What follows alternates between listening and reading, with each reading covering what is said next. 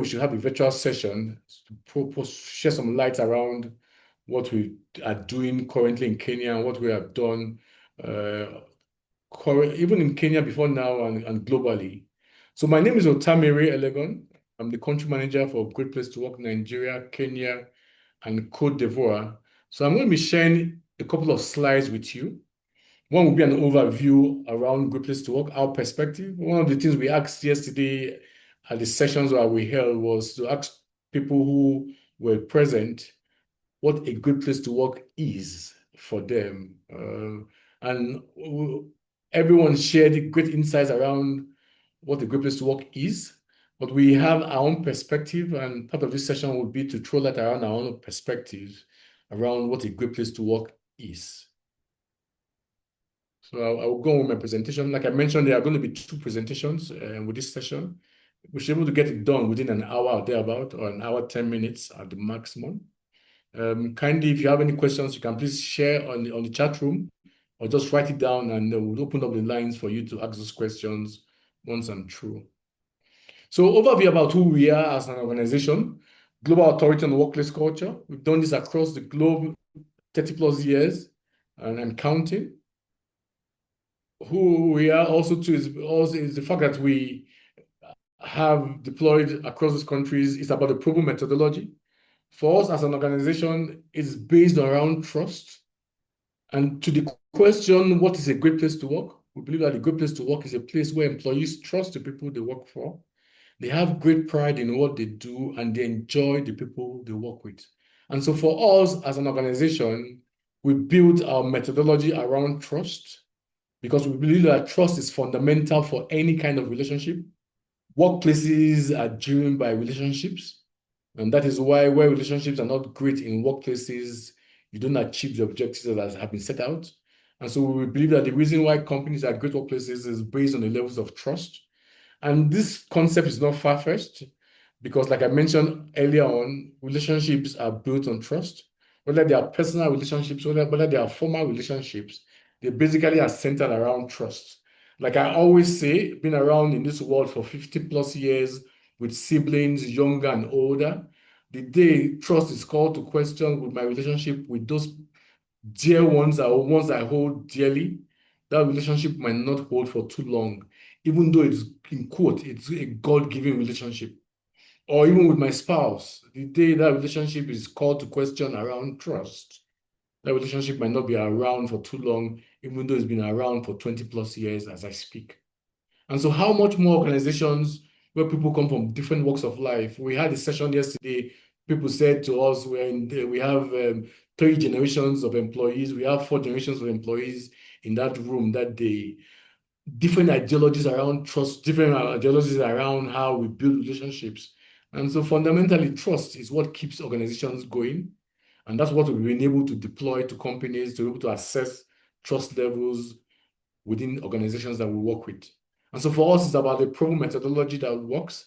It's around decades of research. We have had to review and improve on our methodology to where it is today. And of course, currently plans to even review upwards. We have it's arguably the most robust global recognition program across the globe in Nigeria, in Kenya, in Africa, and globally. It's also about benchmarking, where we're able to compare you with the best companies in Kenya, compare you with the best companies globally, also across Africa. Our mission is very simple.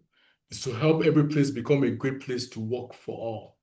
And so for us, emphasis is that everyone across the organizations that we work with has an experience that is great. And so it's not just being a great place to work, it's about ensuring that it becomes a great place to work for all. So it's around 3 key things we provide for companies that we work with. It's around insights. We want to know and share insights around what your workplace culture looks like. It's around providing you support post-survey. Great Place to Work is a consulting firm. And so through our workshops, we actually came into Kenya to have a training.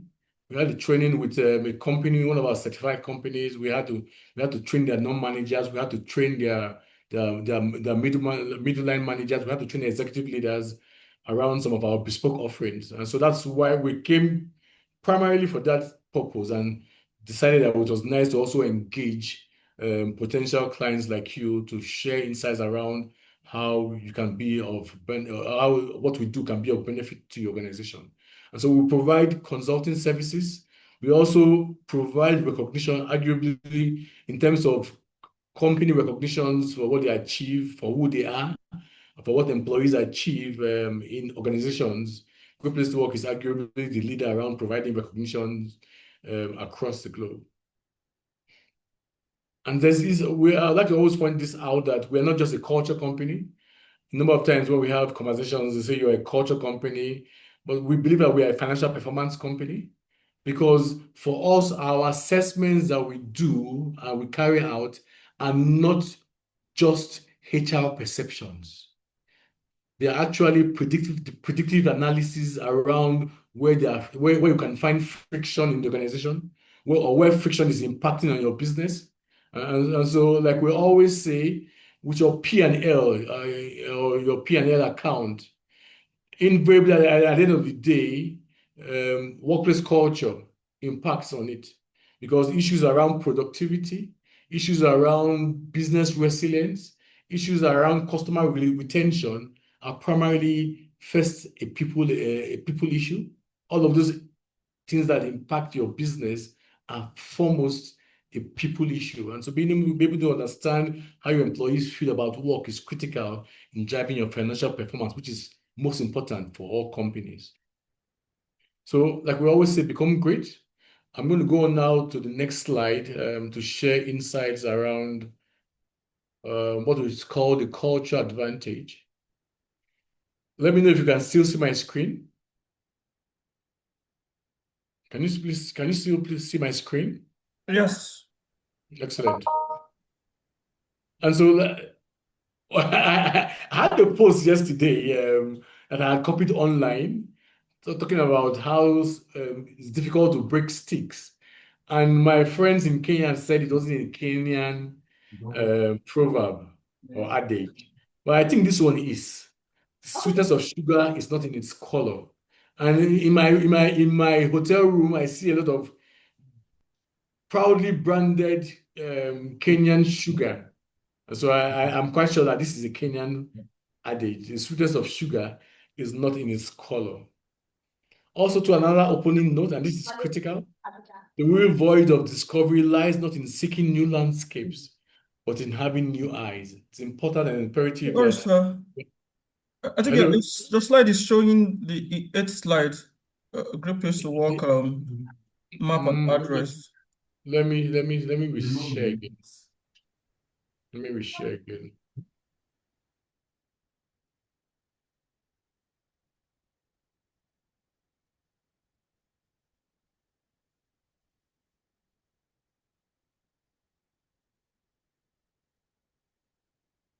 Can you see my screen? Yes, it's on the front slide. It's okay. So okay. Thanks a lot for bringing that to my notice. So what I'm basically talking about today is about the culture advantage, building trust, driving performance, and creating great workplaces. And like I mentioned earlier on, the sweetness of sugar is not in its color. A number of times, some things that we do around workplace culture basically is not. It cannot be regarded as sweet externally, but there's a lot that goes in building the right workplace culture. Also, this quote, which is very important for this conversation, the real voyage of discovery lies not in seeking new landscapes, but in having new eyes. Most times when we have a conversation around trust, it's imperative that we are open to this new concept that has been proven to be very effective across the globe. And with this opening note, like I said, what I asked for and what I got is something that was very popular in Nigeria. It's still very popular in Nigeria, where people made orders and but got something in return. Also, too, something similar, what I asked for and what I got in return. Some things that we see in engagement with vendors across the globe. And so the disappointment is not simply because the product is bad. The disappointment comes from the gap between expectation and experience. And this basically speaks to the heart of what we see with companies in workplace cultures. A number of times, what we promise or what employees see is a gap around that experience. And so, like we always say, we would see a number of companies where on their websites, on their decks, on their doors, or in boards around the office, we would see some proudly displayed values. Integrity, one of those values that we see across the globe. Respect, excellence, teamwork, innovation, people first. But what employees see or experience, issues around favoritism, poor communication, lack of transparency, toxic competition, voiceless people, leadership inconsistency is what employees see in their engagement at work. And so employees don't experience culture through posters. And so if in any organization, the plan is just have the whole organization awash with values written all out there, employees don't experience culture that way. They experience culture through daily interactions, through what gets rewarded. We work with a number of companies where they say to us, we believe in collaboration, but what they reward is not collaboration, they reward individual efforts. And so employees begin to ask, so what about all the efforts around collaboration? What happens? We see some organizations where they primarily reward those who achieves financial targets, but fail to reward those who build the company in terms of the values or who live the values. We see at Great Place to Work that between your company's mission and your company's vision are your company's values. In other words, the vehicle to move you from your mission to your vision are your values. And so we say emphasis goes beyond what companies do to why you do it and how you do it. And so critical that is important that in moving from your mission to your vision, that the critical value or the critical components of getting you there, which are your values, are supposed to be upheld and celebrated for employees who uphold those values. And so when there is a gap between stated values and the lived experience, trust begins to erode that we see with companies. Employees begin to say to themselves, this is not what we're told. A number of times, HR usually has a red carpet out there for employees who join the organization. It's a wow experience. But most times, that experience doesn't last when employees begin to engage their line managers. And like they say, people don't leave organizations, they leave line managers. And so being able to understand what the employee experience looks like beyond HR is critical for measuring what your workplace culture looks like. And our survey enables us to begin to see where the gaps exist. We asked 2 questions with our survey. When I joined the organization, I was made to feel welcome. When I moved into the different teams, I was made to feel right at home. And for a number of companies, it's a culture gap. What HR promised at onboarding to what they see in their engagement with line managers, 2 different experiences. And like they say, people don't leave organizations, they leave managers. And so immediately that experience is developed, trust begins to erode in these organizations, and people begin to say to themselves, I don't think I want to work here for too long. And they begin to find their way out of the organization. And so organizations across the globe, across this spectrum, to what extent are we tolerating mediocrity? We work with some companies, they say to us, even though that leader is very toxic, because he is delivering on the numbers, financial numbers, we would ignore him, we would manage him. And so people are bastardized, with verbally abused at work and made to feel hopeless at work, made to feel having less value for themselves. But because that leader is achieving those financial goals to the detriment of the team, or some organizations think that is important, and that is most important. And so the extent to which you tolerate mediocrity at work to where you celebrate employees for who they are, for what they achieve, is that spectrum that organizations fall into. And so I couldn't help but talk about the World Cup presently, as it is we're experiencing, and how some countries like Nigeria and also Kenya didn't qualify for the World Cup compared to countries already in the quarterfinals of the World Cup. And you would clearly see that some of these companies, or the reasons why Nigeria didn't qualify or Kenya didn't qualify, wasn't because of lack of funds or lack of right talent. It was just basically poor culture. I was speaking with the team yesterday in Kenya, with the session yesterday, and they said to some people said to us, in Kenya, we have a mentality that we will never ever qualify for the World Cup. And so their minds already in that mode that, well, come see, come side, it's never ever going to happen. And that also happens in some organizations. Their mindset is such that no matter what happens, nothing can happen, nothing can be improved here because maybe the executive leaders have refused to change. And so that impacts on their deliverables. Somebody was saying to me that yesterday that every time I come into my office, my workplace, where she worked before, I begin to have migraine headaches. So imagine an employee who has migraine headaches every time she comes to work. And that migraine headache continues from 8 or 9 a.m. till 4 or 5 p.m. every day. That client, that employee cannot be very productive at work.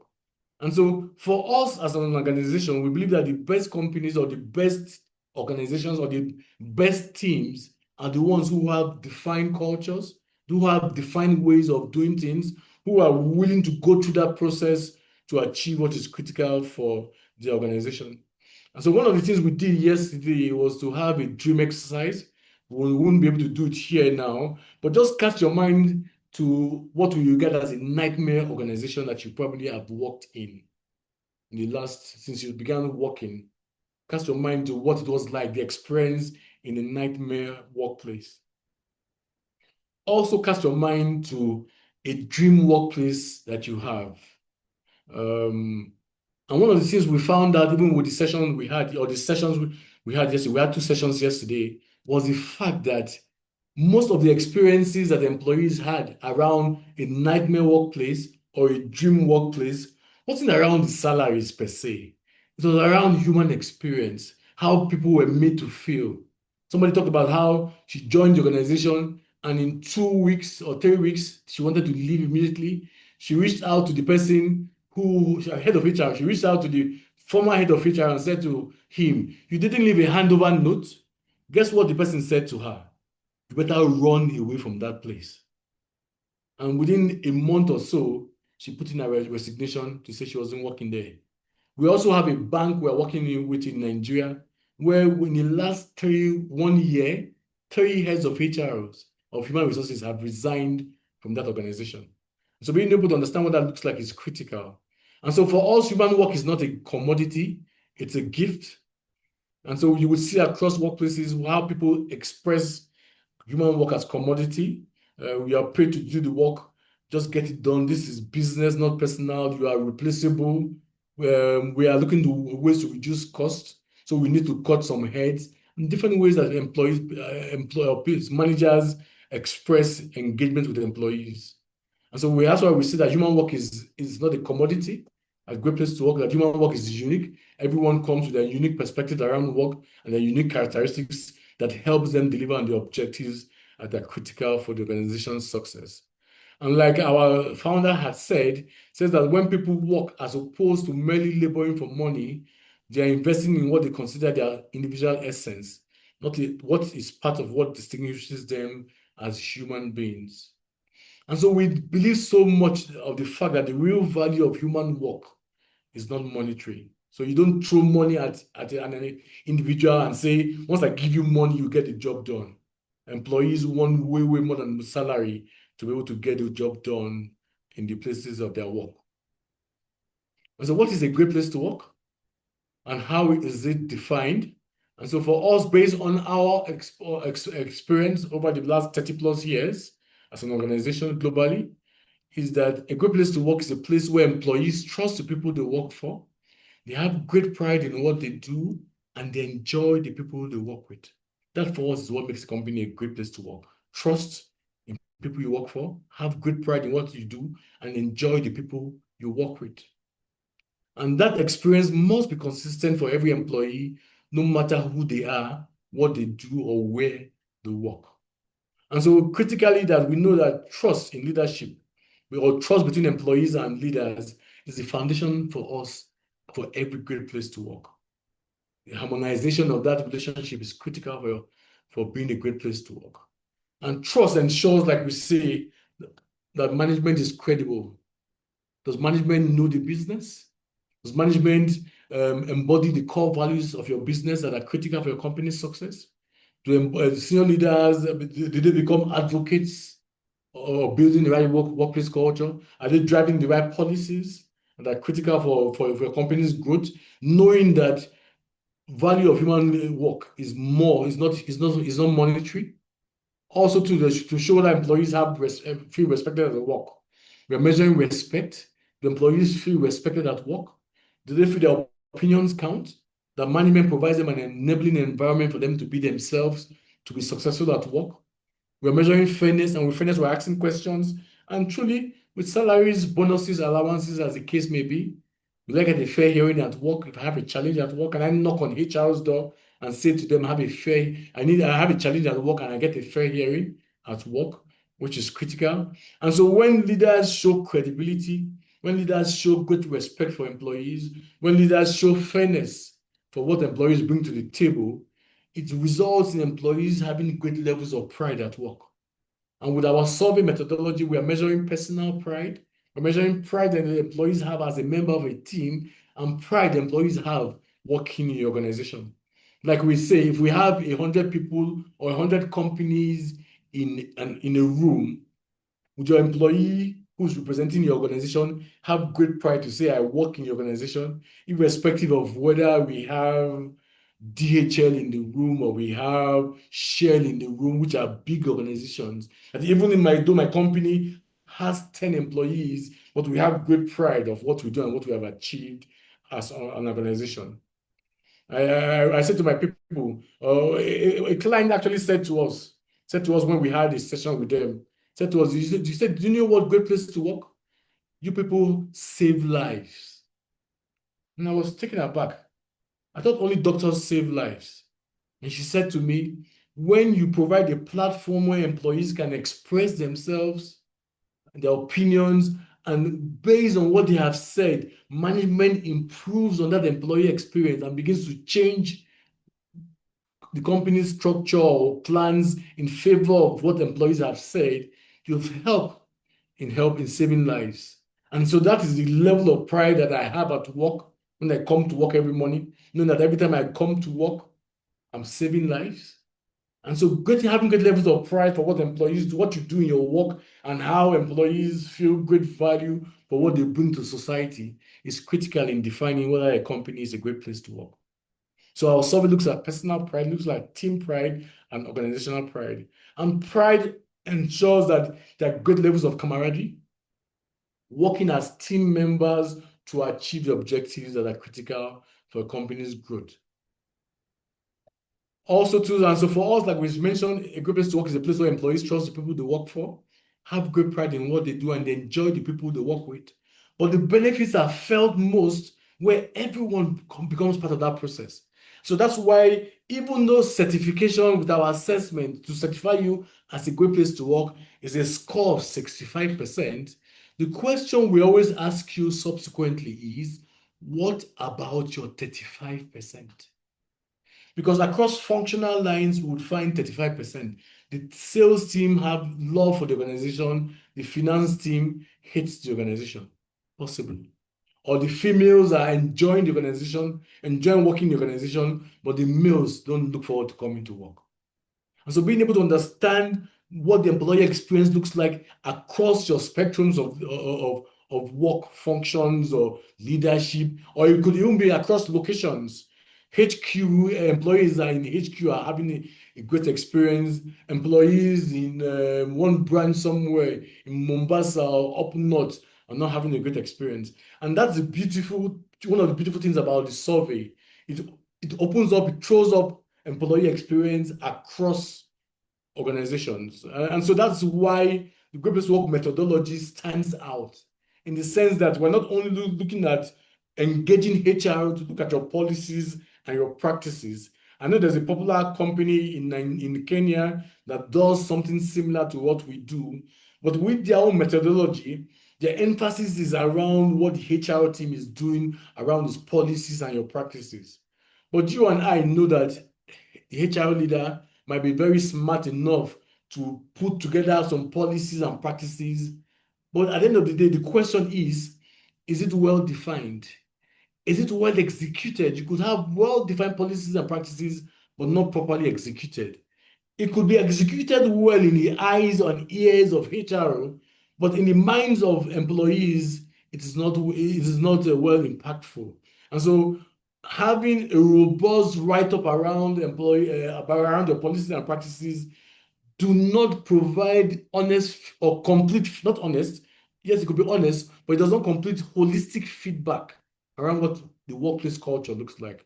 And so that's why Great Place to Work, working with you, we look at your workplace culture from the lens of the employee, one employee out there speaking out, 10 employees out there speaking out, and also too from the lens of HR. So we're able to balance out what that employee experience looks like.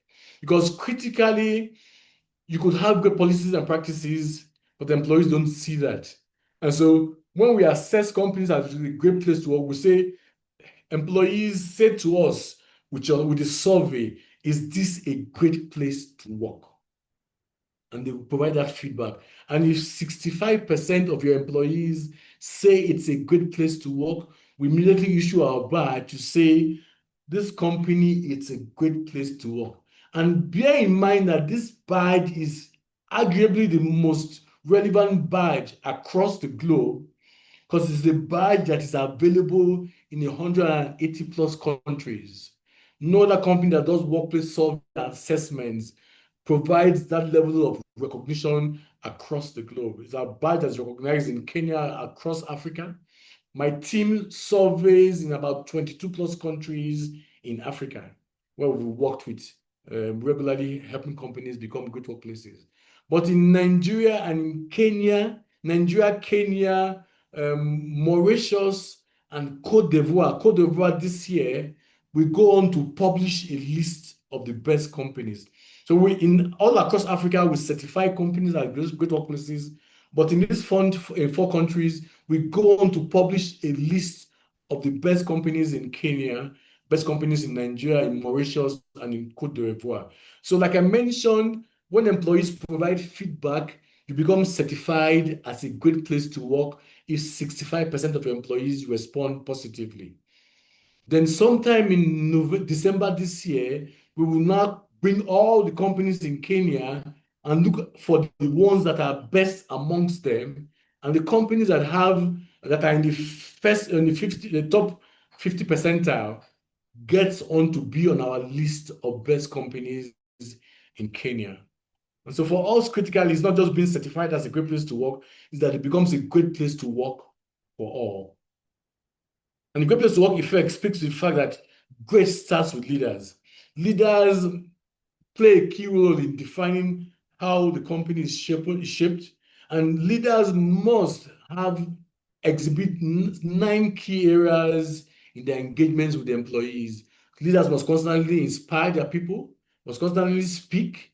Listening is one of the challenges that we see most for leaders. Like I always say that leaders must always provide an avenue where they can listen. Also to say that, like I always say to leaders, you are not necessarily the most intelligent person in the room. And so when you are able to allow for conversations that engage, will be critical around listening. Also because of the fact that in 2026, employees in 2026 are arguably the most intelligent that have ever existed since work began. And so you want employees who are, in those days, it was issues around learned gentlemen who are the lawyers. In 2026, employees across functions are learned gentlemen and ladies. And so being able to understand and hear their feedback will be critical for your company's growth. Leaders also must be developing their people, caring for them, thanking them, hiring processes continue, sharing insights, and celebrating employees for who they are and what they achieve, critical for your company's growth. So leaders, great starts with leaders, and leaders shape the experience that we see in organizations. To what levels are we building trust? I talked about how every company lies in a spectrum. To what levels are you accepting mediocrity at work? Or is it a no, zero tolerance for mediocrity, zero tolerance for favoritism? Or are we managing it just because of the fact that We just want to make everybody happy, even though everybody, the leader is in quote, messing up people's minds, but because he's delivering on those numbers, we just keep quiet and let it go on. Or like they say, sweep it under the carpet. Or are we basically ensuring that employees can be themselves at work and bring their best self to work every day? To what levels are we building trust? Remember I said at the beginning that trust is foundational for all kinds of relationships that exist within the organization. So leaders shape the experience, and experience invariably begins to shape culture. The way we do things here is so critical. Even the concept of agility is more a cultural concept than strategy. People would execute with speed only if they trust. People execute with speed only if they believe that you are trustworthy or that you have done things in the past that are commendable. And so that's why we believe at Great Place to Work that people have what is called trust reservoirs. When you engage your people, there are trust reservoirs built up there. And so people draw in from those trust reservoirs to listen to you and hear you when you come with ideas or suggestions. And so when trust is eroded, no matter how great the strategy is, it might not go for too long. And so that's why we even say, and this is global concept for us, that even AI might fail in certain organizations because leadership is not trustworthy. So it might be great around deploying AI, but because I don't trust my leadership, I don't trust what they've done in the past, I don't see honesty in their deliveries, in what they say to us. When we are introducing new technology, employees are looking at how ways to frustrate that new technology because trust is eroded within that organization. And so being able to understand how we are collaborating is critical. I usually give the example. I used to be head of strategy for a real estate firm in Nigeria. And before I was head of strategy, I joined the organization as head of marketing in the sales and marketing division. But the very day I joined that organization, I noticed something that was very, very clear. The sales and marketing team were at loggerheads with the project team for who was more important. Was it the sales team that was selling the houses and bringing in money for the business? Or was it the project team that was building the houses for the sales team to sell? You would see across the organization strife, competition, unhealthy rivalry in meetings, unhealthy rivalry at retreat sessions. And the MD at that time loved that expression of rivalry that was not healthy. Guess what? As I speak today, that company no longer exists. It was one of the biggest real estate firms in Nigeria some years ago. So being able to understand how experience shapes culture is critical for one's business. And invariably, at the end of the day, culture we have seen in Nigeria, in Kenya, across the globe drives performance. Because you can begin to define to how well are we going above and beyond to meet customer needs. Productivity, employees' productivity basically is driven by how employees are able to be themselves and achieve the success that is critical for your organization. Our survey allows us to ask questions. Management is approachable and easy to talk with. I can ask management any reasonable question and get a straight answer.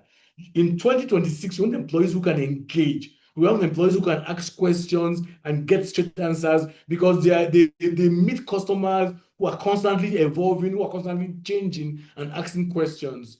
Our survey allows us to ask questions like, our customers would rate the services that we deploy as excellent. And guess what?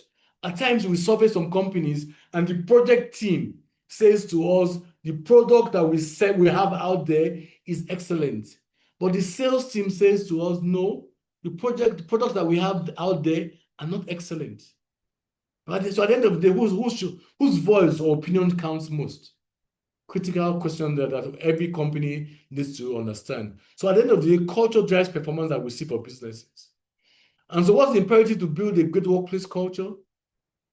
Is because while strategy defines direction and focus for companies, culture is the habitat in which strategy lives or dies. In Kenya, we work with DHL. In Kenya, we work with Cisco. And these companies based on their workplace culture and experience impacts. So when, for instance, we have Cisco and DHL amongst our 25 best workplaces globally, the feedback from DHL Kenya, the feedback from DHL Cisco adds up to the scores, global scores for these companies that makes them a great place to work, or one of the 25 best workplaces across the globe. And critically also to point out that every organization across the globe wants to be number one. But what will make the difference? Product is critical, policy is critical, technology without a shadow of doubt is critical, the strategy to deploy all of this is critical, processes are critical, people are critical, market focus are critical. But guess what? All of what I've mentioned can be copied. All you just need is to get somebody who's very sound from one company to another company. And they are probably doing all of those things that you have here. But the thing that cannot be copied is the culture. And so that's why you can move somebody who is so good in company A to company B, and all of a sudden that person who was doing very well is struggling in company B because the culture is not allowing that person to thrive. And so all of this can be copied except culture, which is unique, which is regarded as your own company's DNA. And so that's why I said it is not what, but why and how that defines companies as great workplaces. And so for us, it starts and ends with trust. And so trust for us is critical. And so working with companies like yours is around how we help you unlock growth through trust, which is fundamental for your business, is what we do for companies. Like we always say, in a P&L out there, your P&L is out there, but it's probably being affected by what the employee experience looks like. And I give you a very clear, honest feedback around the information about our client that we surveyed in Nigeria a couple of years ago. Manufacturing space, operations across Nigeria. When the results came out, the people in the south of that company, they're having a horrible experience. The feedback from the survey showed that the employee experience wasn't good in the south. It was when we had the opportunity of making a report presentation to the management team that they said to us that the financial position in the south had been dwindling for the past 2 years, and they didn't know what was happening. It was there they began to point out that culture was probably impacting what the employee experience was, that was enabling them, employees, not deliver on the objectives of the business.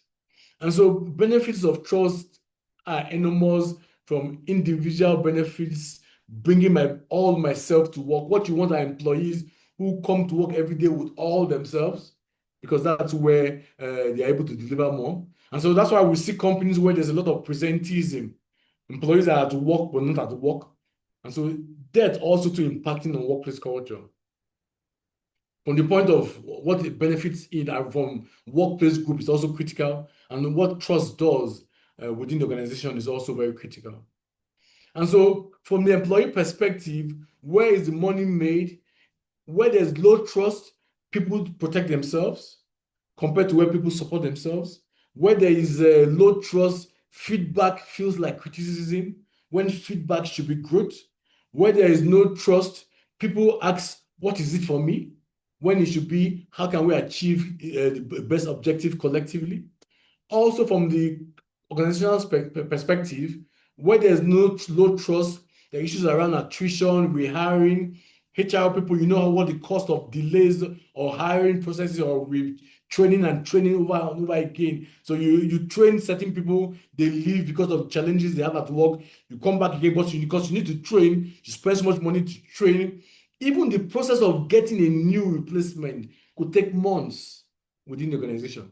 And so being able to ensure that we keep on create a culture where great levels of trust is impacting the business is critical. I talked about speed of execution also in high trust organizations. Now, the reality that we see is in Kenya and across Africa, high talent mobility. We see reputational risk in labor markets. We work with some companies that say to us, We want to be certified because we want to be able to raise some funds. And being certified will put us in a good light in front of investors. And so I can say to you that low trust is no longer affordable in Kenya. And so people follow leaders by choice. Without trust, at best, you would get compliance. But compliance does not win competition. Hearts does. Because companies that are successful are where employees go above and beyond using discretionary effort to be able to meet the needs of the organization. And so what will building a high trust organization require? It will require three critical elements: an engaging leadership who is trustworthy, who's showing the way, who's directing the process. It will require an engaged workforce that believes and buys into the mandate. But also too, it will require that policies and practices are well defined and articulated and are put in place to drive all of the conversations that are critical within the organization. And so we could go on and on around some critical elements, from leadership commitment to clearly defined values, empowerment, and autonomy. And this list is endless. All of this ensuring that it is built around trust. So whether we are empowering our people, is it built around trust? Whether is leadership showing a commitment based on trust, and it's critical. We are measuring also to recognition. Post-COVID recognition has become very, very important. So whether it's individual call outs to celebrate people for what they achieve, whether it's calling out people in the different teams or what they've achieved, or recognizing employees beyond monetary value for what they've achieved is critical. There was a company we were talking with yesterday, Great Place to Work company, where people nominate people. They have the system where you can nominate somebody for helping you achieve a task. And at the end of the day, the employees that have the highest number of shout outs and call outs gets to get a prize from the MD of the organization. Accountability and responsibility are also very critical for what we do in building great workplaces. And so critical roles are important for senior leaders. It's around sharing the vision and living the vision as role models. For middle managers, it's around translating the vision. Feedback mechanism is also important. For frontline managers, it's around employee engagement and daily engagement. For non-managers, it's around ensuring that peer-to-peer collaboration is important. Providing feedback around what employee experience looks like is also important as roles that different leaders play within the organization. And so critically, CEOs need to operationalize culture management.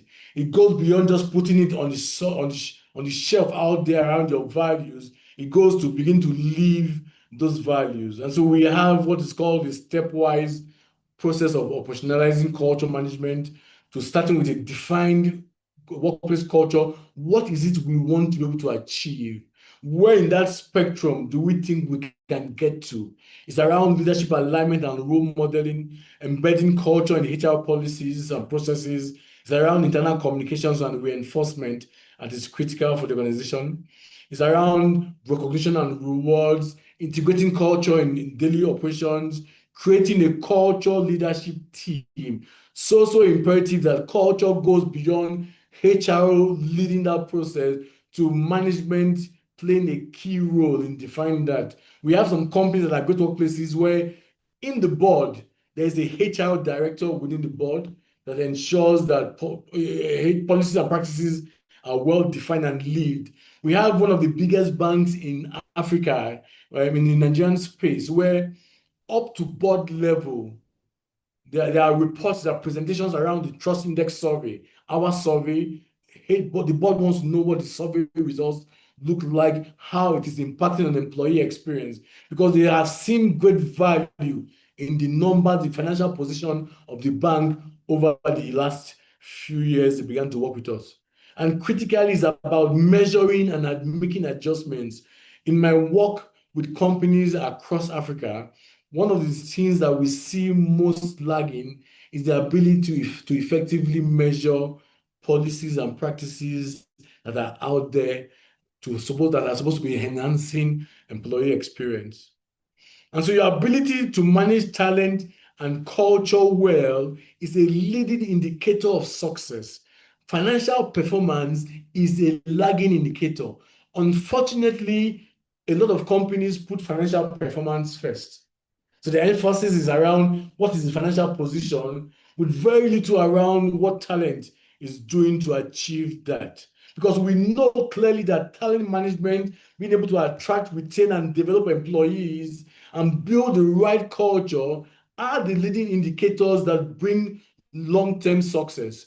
If your primary objective is a short-term success, then go all well for financial performance and drive to achieve it.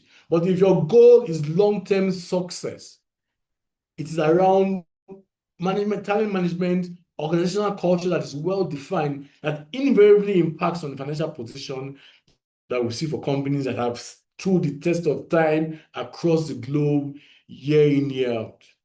And so common mistakes that are made by leaders about culture is, one, the fact that they assume that culture belongs to HR. Culture in actual sense belongs to executive leadership. They're focusing on perks. There's the mentality, throw money at a pro. So we've seen time and time ago that at best what you get is temporary relief. The issues come up again. So trust drives cultures, perks do not. Communicating only during crisis is also one of the challenges we have. We see a lot of companies where they love to firefight, where you can prevent it from happening. So trust requires ongoing communication for companies. One of the problems we also see is ignoring middle managers.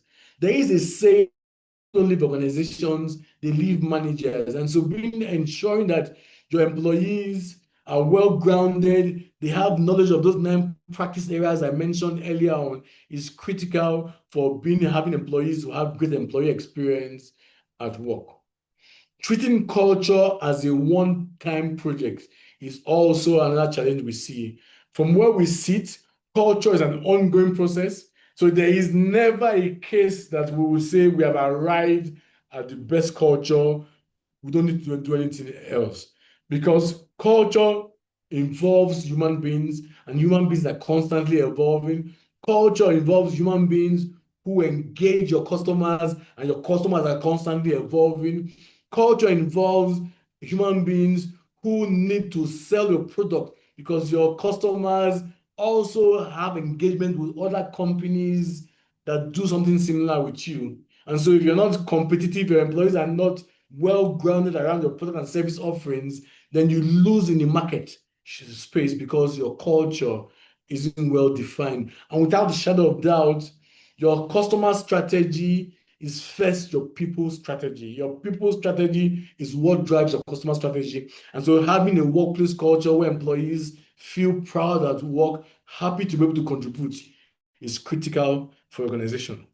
Why being great matters is because where employee experience is great, it impacts on business performance. We carry some assessments around employee well-being, and our data points to the fact that over the last 5 years with our assessments, that employee well-being impacts on productivity that we see for companies that we work with. We also see that 8 out of 10 compared to 4 out of 10 companies in certified and non-certified companies feel more valued at work. And in 2026, employees are crying out for self-recognition, for self-value around what they do. And so being able to have that is critical for your workplace. We also see from our assessments that certified companies show greater levels of more engagement, more productivity around that compared to non-certified companies that we work with. We also see that well-being fuels engagement for companies that we've worked with. We also see from our assessments that well-being also drives retention levels. So the desire to stay is a function also to around what the well-being and employee experience looks like. And this was interesting for us in the sense that employees who are Gen Zs have a lower sense of employee well-being compared to those who are much older. And so what that means saying to you is that relevant that these people who are going to be leaders in the next 5, 6, 7 years in your organization, should begin to have a great level of employee well-being, because they begin to impact the employee experience in their engagement when they become leaders. We also know, without a shadow of doubt, working in 22 countries across Africa, I will deliver the brand power to attract the right people and the tools to unlock their potentials. We see productivity levels higher at great workplaces, employee satisfaction levels higher at great workplaces. We see from our assessments that there's a decreased employee turnover across industries that we work with. We see also to innovation, which is very significant. And our survey allows us to measure the levels of innovation in the organization. We have what is called the innovation velocity ratio that measures employees who say to us that in my day-to-day engagement in my organization, I experience innovation in my policies, our practices, in product and all of services and all of that, compared to employees that say to us they don't experience innovation in their day-to-day experience at work. And innovation is important for any business to be at the cutting edge. We also see clearly that employee engagement is driven by trust and transparency. Even feedback and communication is very important. Our survey allows us to say to employees, management is competent and running this business. Management keeps me informed of what I need to do to get the job done. And when it comes to employees, asking them about management's competence, employees say to us, management is competent without a shadow of doubt. But when it comes to keeping me informed, employees in Africa say not as resounding. So a lot of employees say management is competent, but when it comes to keeping me informed, not every employee is signed on to say keeping us informed. And so we say to management, we say to HR, you cannot be fully competent if you cannot execute on your strategy. And you require effective communication to be able to cascade strategy across different teams. And so that's one of the things we see for companies like Great Workplaces, that we outperform the market compared to non-great workplaces. And so working with your company, we can immediately issue you our badge where we carry out our trust index survey, and you can be certified in the next 3 weeks as a great place to work in Kenya. Or also too, we can, if you meet the threshold score, so like I mentioned, certification is a score of 65%, but with the best workplaces score, we are comparing you now with all the companies in Kenya, and the companies that are on the top 50%, the top percentile, go on to be on our best workplaces list that is published in December every year. And peradventure, if you are like SC Johnson in Kenya or Cisco in Kenya, and you have operations across the globe in at least 5 countries. So you have operations in Nigeria, in Kenya, maybe in Mauritius, or in Cote d'Ivoire, or in China, or across Europe. In at least 5 countries, if you have operations and your company makes the list of the best companies in at least 5 of those countries, then you can be considered as one of the best workplaces in the world. And so like we always say, we are building a community of great workplaces in Kenya. So imagine, put on your thinking cap for a minute. Imagine 50% of organizations in Kenya being great workplaces. Imagine what it will do to the number of happier Kenyan employees and their families. Employees are not going back to work, going back home and shouting at their spouses or their children because of employee experience at work. Imagine the number of happier breadwinners, healthier breadwinners, the quality of life of more Kenyans that are improved. Imagine the levels of innovation that drives work in Kenya. Imagine what it will do to your Kenyan economy. And so like we always say, employee well-being is already affecting your results. The question is, are you managing it on purpose? This for us is a journey, and the clarion call this morning, that let us embrace it together. And when you become a great place to work, the horns of a cow cannot be hidden. A Kenyan proverb. So also too, when you're a great place to work, it will be noise that are brought by your employees. Your stakeholders will see your achievements as a great place to work. Thank you very much.